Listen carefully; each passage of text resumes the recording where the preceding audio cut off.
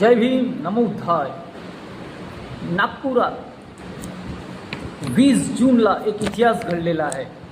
तो म्हणजे नागपूरच्या पवित्र दीक्षाभूमी येथून एक महारॅली अशी निघालेली आहे। तत्पूर्वी तुम्हाला एक गोष्ट सांगतो मित्रांनो, हा व्हिडिओ जर तुम्हाला आवडला तर आम्हाला लाईक करा, शेअर करा आणि सबस्क्राईब करायला विसरू नका। व्हिडिओ खूप इंटरेस्टिंग होणार आहे, त्यामुळे सुरुवातपासून तर आखरीपर्यंत पहा आणि याला स्किप करू नका।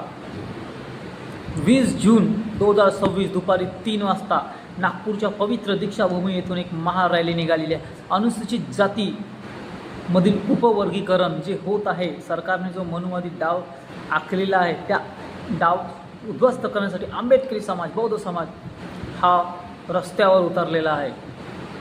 महाराष्ट्रातील अनुसूचित जातीमधील 49 जातींमध्ये विभाजन करण्याचा हा डाव आहे, मनसुबा आहे। याचाच विरोध करण्यासाठी नागपूरच्या पवित्र दीक्षाभूमी येथून ते संविधान चौक इथपर्यंत असा लॉंग मार्च काढलेला आहे। तुम्ही बघू शकता हे व्हिडिओ। आंबेडकरी समाज जय भीम म्हणत आणि उपवर्गीकरण रद्द करा, संविधान विरोधी उपवर्गीकरण आहे असं सांगत आंबेडकरी समाज, बौद्ध समाज हा रस्त्यावर उतरलेला आहे। तुम्हाला एक गोष्ट सांगतो की हीच ती पवित्र दीक्षाभूमी आहे जिथे परमपूज्य डॉक्टर बाबासाहेब आंबेडकरांनी 14 ऑक्टोबर 1956ला बौद्ध धम्माची दीक्षा घेतलेली आहे। आणि हाच तो समाज आहे ज्याला बाबासाहेब आंबेडकरांनी गुलामीतून आर्थिक, सामाजिक, राजकीय, धार्मिक प्रथा परंपरेतून मुक्त केलेला आहे। हा समाज आपल्या न्याय आणि हक्कासाठी आज मैदानात उतरलेला आहे।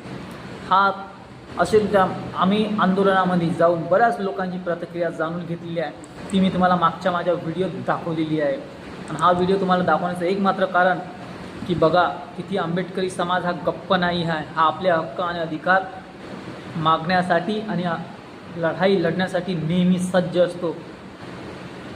बरेच लोक म्हणतात की महारांना हे भेटलं, महारांना ते भेटलं, पण महार समाज हा कधीच जातीभेद करत नाही।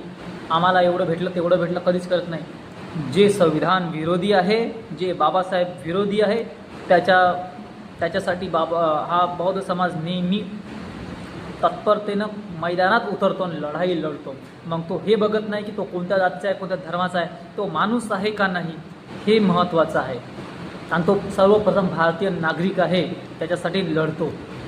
ह्या एकजुटीचा हा चांगला उदाहरण आहे, जे बघू शकता नागपूरच्या दीक्षाभूमी ते संविधान चौकपर्यंत पोहोचलेलं आहे।